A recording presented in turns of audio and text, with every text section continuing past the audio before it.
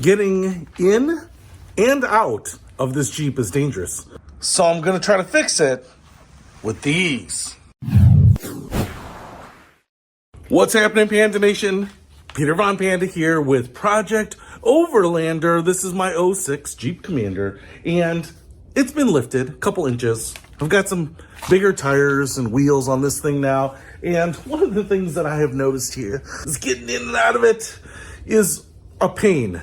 Not like, oh, just kind of inconvenient. Like getting in and out of my Plymouth Prowler, that was kind of a pain because you had to kind of contort yourself, move like this, and pull on the windshield, and kind of pull on your butt, and all these other things. This is a pain because actually getting in it means you're stepping up really high, twisting yourself, but getting out of it is kind of dangerous. You're kind of jumping out of the car, and if the ground is hard or slippery, dude, I've kind of hurt my knees and my ankles and my pride with this thing. All right, so in the back seat here, I just want to demonstrate that that's a long way down. And the problem here in the back seat, as opposed to the front seat, is that we have a very small opening between the wheel well and the door here. So you basically can't jump off. You actually have to kind of get up here. You don't really have any other place to put your foot. And so, woo, all the way down there, break an ankle. Doesn't look high, but pretty high. Okay, I want to show you. Even though I have more space here on the driver's side to get out, yeah, it's so far down there. I feel like basically what I'm doing here is I'm putting both feet here and then kind of jumping down, but man, that's kind of hard on the knees. And gosh, if you were jumping into water or ice or something like that, ooh, I could see you easily slipping, becoming a casualty, just getting out of a vehicle. If you're gonna die, that is maybe the most embarrassing way to go. So let's get on to fixing that. And so what I didn't want to do necessarily is put Nerf bars on it, put running boards on it, put something below it. One, because it kind of screws up the aesthetics. It doesn't make a car look like it's as high. High cars, monster trucks, they look pretty manly. And so putting something down here underneath the rocker panel lowers the center a little bit in the eye and it doesn't make it look like it's as high off the ground as it really is. So didn't want to do that. The other thing is it actually does lower the middle of the car, so you can easily high point yourself on a log or a rock or a big hill or just stop oil protesters or whatever it might be. And so there's an advantage of not having those rock bars or Nerf bars on there. Now, some of the advantages are that if you do hit something, maybe you're not crushing the body panels, you're hitting those rock bars, but just in terms of getting in it, getting out of it, and living with this thing, we're gonna put them on. That's just how it is. I wasn't actually planning on doing it, but that's what we're gonna do. Now, I found these Nerf bars online. They were the cheapest ones I could find. There were some that looked kind of cooler with like sharp angles and steps built into them. And obviously the ones that were tracked and have power, those are pretty cool. But these are just kind of your standard round Nerf bars. Looks like they have some plastic steps on them, but they were under a couple $100. That was the big reason. The other thing is that they should be a DIY project here. So kind of a plate up in the front, plate in the back. You kind of put the whole thing together loosely and then tighten it down. So kind of a little bit like the bull bar in the front. Hopefully it should be a pretty easy thing to do. Now, one thing I will say here, one thing you have to keep in mind if you're going to buy these things is that there are two different sets for this. The Jeep Commander came with AC in the third row or no AC in the third row. And mine, in the Limited, has the AC controls in the third row. So that means that down here on the passenger side, somewhere on this rocker, there is an extra conduit or vent or ducting or something like that that interferes with where the Nerf bar would go. So you have to look at the Nerf bars that say no third row seat AC or with third row AC controls. And so hopefully I got the right one, hopefully. But I did take a quick look at the brackets, and they are different for the two different sides. So hopefully I'm going to lay everything out. There's also something else with these instructions that I have heard is a problem. So we're going to see if that's a problem on mine too or not. Let's check it out. All right, unboxing the brackets here, and this is where I think there has been some confusion, and I think mine are mislabeled too. First of all, there's really only 4 major brackets. 1, 2, 3, 4. Then there are the backing plates, those little strips. Those are going to be what sandwich the plates to the frame. So non-destructive, no holes to drill. I like that, but what I can see here is that we have these passenger right rear mounting bracket and driver left rear mounting bracket. I pulled up this bracket here. This one certainly looks like the passenger right rear mounting bracket, but if we look at the stamp right there, it says DR, so I think it says driver side rear, and I believe that is the passenger rear. So I think it's going to go here on the passenger side rear end, and so I am just going to lay things out the way that these instructions say to do it, kind of dry fit everything, make sure it works, and not necessarily rely on what is stamped. Like right here, driver's side front. I actually think that is. It says DF right there, driver's side front. That actually looks like the driver's side front, so I think that's right. I think it's just the rear mounts that are backwards, all right? So hopefully that will save you a little bit of a headache. All right, I have some famous last words because I kind of put all the mounts in their respective positions and was looking underneath the car, kind of dry fitting it. And I think this is going to be kind of easy. So that means now I will be spending the rest of the day here trying to fix my problems and then have this towed off to an actual shop to do the repairs. All right, I want to show you these backing plates because there are 3 backing plates because the front passenger side mount does not have one. It bolts directly to the body, but you will need these backing plates for the other 3. Now you can see here we have some welded in nuts on one end, and then only one of them has a welded in nut on the back end. And so these rear ones are going to be with the one welded in nut. So that rear one is going to go over on the driver's side, and then the one with the 2 welded in nuts is going to be the front driver's side backing plate. All right, now I want to show you nuts and bolts here. So what we get are some of these locking washers, regular washers, but there are really only 2 different size bolts here. These big guys right there, and those are for actually screwing the ends of the Nerf bars into the mounting plates. So those are your 4 for the Nerf bars. These smaller bolts are going to be the ones that you mount the mounting plates to those backing plates on the car. So you've got 2 for the rear driver's side, 2 for the front driver's side, 2 for the rear passenger side. Where are the 2 for the front passenger side? Well, there are 2 bolts already in there that you are going to reuse. So I will show you those. And so then you are going to use all of these. You are going to need the appropriate sockets for these.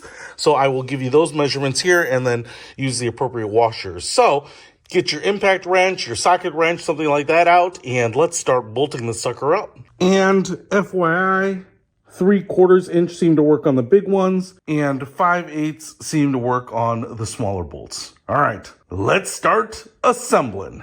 All right, so I'm on the passenger side rear here. We kind of have this little hockey stick kick down right here.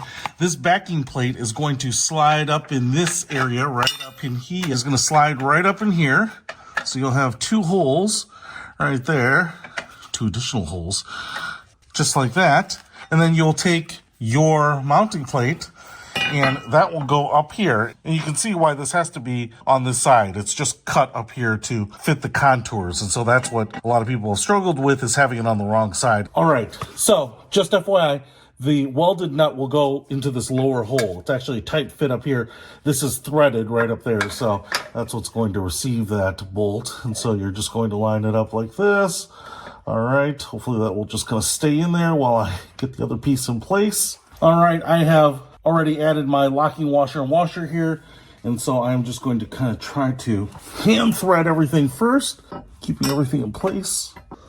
All right, the other thing I want to mention here, obviously I haven't tightened everything up here, but I took out this bottom bolt here because before you put everything back, you're going to want to take the big bolt that is going to hold on to the Nerf bar and put it into this side right there, because otherwise, once you get this bolted up, you're not going to be able to get the bolt in there. So what I'm going to do now is actually take this out so I can get the bolt in there. All right, we're looking up at the bottom of the front passenger side here, and this is that ducting, I think, that services the back AC. And so we have 2 bolts here, and this bracket is just going to bolt right in its place using these original bolts here. So I'm just going to see if I can get these out, find the right size for them.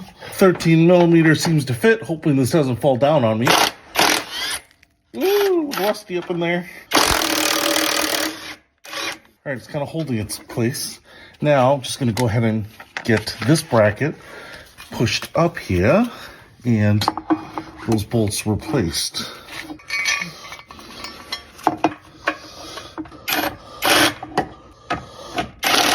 All right, I'm exhausted because I found an engineering flaw, a design flaw, and it's taking me forever to figure out how to fix it. I was actually tempted to drill new holes even. It's that bad. Now, first of all, I want to show you the Nerf bars because there is a passenger side and a driver side. They are labeled, so that's pretty straightforward. This is the passenger side I have put on the driver's side, but I'm going to have the same problem on the passenger side, and that is with the rear bracket to these. Now, first of all, I have it out here. Obviously, I'm holding it up with one hand. These things are much lighter than I expected them to be. I feel like I've stepped on these thinking that they were a solid steel bar, and they've always held up my weight, which is considerable, but they are much more hollow and lighter than I kind of thought, which is fine. But, you know, if you slam down on a rock with the weight of the car on this is going to bend for sure. But it's this little hole in the back here where you bolt it to the mounting bracket, and it's always the rear ones that cause a problem. Let me show you why. All right, so if we go back under here, passenger side rear, I've got the bracket bolted up gently, loosely here. And this is the bolt that I had to feed through to attach to the Nerf bar here. The problem is that it interferes with the bolt that goes to the lower control arm of the rear tire. And the only way that I can see to avoid hitting that is to move it to its innermost position, to the innermost part of the metal here, right? And take this whole bracket off and bolt it tightly to here. Now, even though it's tight, this will twist a little bit. I try to position it as much as possible, but then you're gonna have to hold up the whole Nerf bar. So I was holding it up like this, and my feet at this far end to hold up that far end to try to kind of hold it in place. Man, it would be nice to have another pair of hands. And then you have to kind of re-thread these by hand, so it's kind of a faff, but you don't have any place to get a wrench in there. And even if you did, it would be blocked by the bolt by the control arm. So you have to tighten this thing down kind of to its final spec off of the car. So I got to get this off here and attach it to the Nerf bar first. So I'm going to do is tighten this in to the Nerf bar there. And then when you get down to the final tightening, you want to make sure it's towards the middle of the plate. You can see that we have a little slot there. So you don't want it back here. You want it towards the middle to try to offset by as much as possible the bolt from the control arm. All right, I've almost got it tightened down here. As you might be able to tell, maybe it's not going to be that obvious, I have kicked up this plate just a little bit to try to match generally the angle of the mounting point right here so that I don't have to twist this too much and loosen it up. So I'm going to tighten this down to its final torque spec. And then what I've kind of found is that it's a little easier if you kind of bolt up that front end so that when you're lifting this, you can kind of take the weight off of it with the front bolt. All right, so the Nerf bars are on. Pulled out the car, want to show it to you and mention a couple things now that I have learned some lessons. First of all, they look pretty good. Obviously, they kind of fill out that side on an all-black truck like that. They're pretty minimal. But one of the things that is the most important thing to note here is that it makes getting in this car so much easier. I open the driver's side door here. Now, instead of just having one foot on the ground and trying to lift this one all the way up here, I can actually step right up here, jump on in. Man, doesn't get any easier than that. And getting out, too. I've got a place to put my foot that is darn near 9-10 inches lower than the rest of the car, so I can step down just like that. And obviously the same for the back, and probably even better for back passengers. One thing I will say is because I can't come all the way back to the tire here, there's maybe only really like half a step, but certainly makes it a lot easier to get in here just like that. And probably the most important thing is getting out. I can put my feet right here, especially this foot here, and just step down to the ground. So a lot easier, looks good, definitely works. A couple other things I want to say here is that the brackets have a little bit of adjustment on them, but the Nerf bar is touching my rocker panel right there. Not a big deal, but because it flexes a little bit when I step on it, yeah, you probably can't hear it there, but sometimes you hear a little creaking, but it's actually this plastic flexing. I'm sure on cold days or hot days it might be different, but it's just kind of one of those things you got to keep in mind.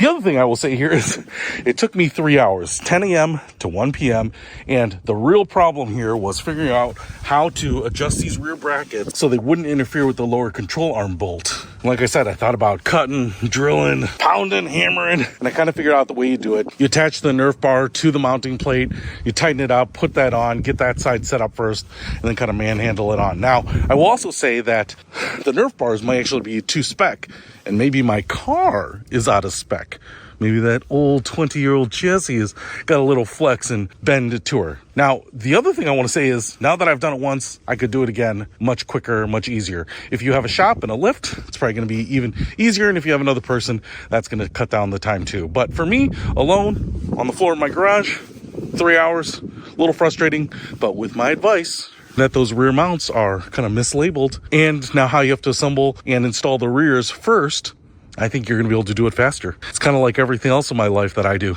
Everyone else does it faster anyway. But you know what? There's some comfort in being slow. You get to smell the roses. But hey, if you want to put Nerf bars on your Jeep Commander or the same vintage Jeep Grand Cherokee, I think, the WK, I think they're kind of the same Nerf bars. I'll put a link to these in the description below. Peter Von Panda, out.